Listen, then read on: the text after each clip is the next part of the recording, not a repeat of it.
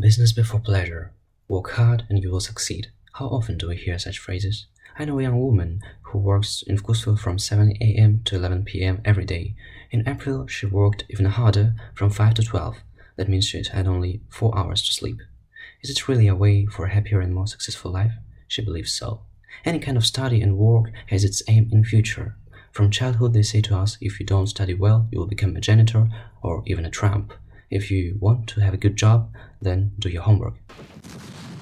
But are we really going to become anybody? Do we really have the future? Our lives are so fragile, especially nowadays. Why then study or work is any better than rest?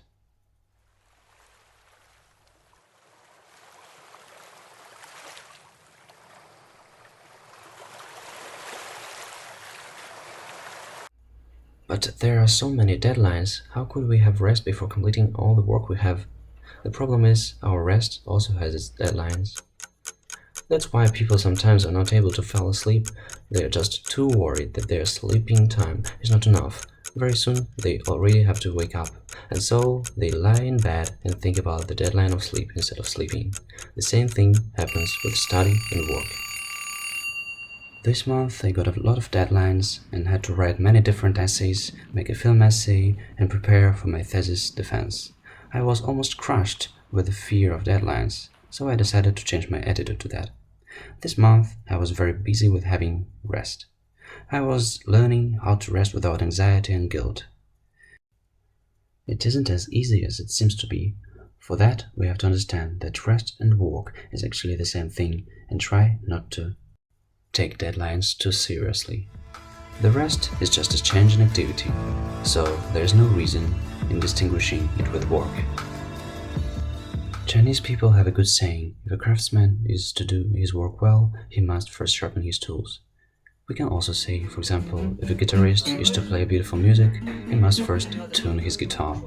Referring to our rest and work experience, it means that our physical and emotional state should be fine to do any kind of job, and rest is a good way to make it better. The time is not under our control, and we always have time to do things we really need to, not always for those we think we need. Sometimes maybe watching cats licking each other is better than writing bachelor thesis.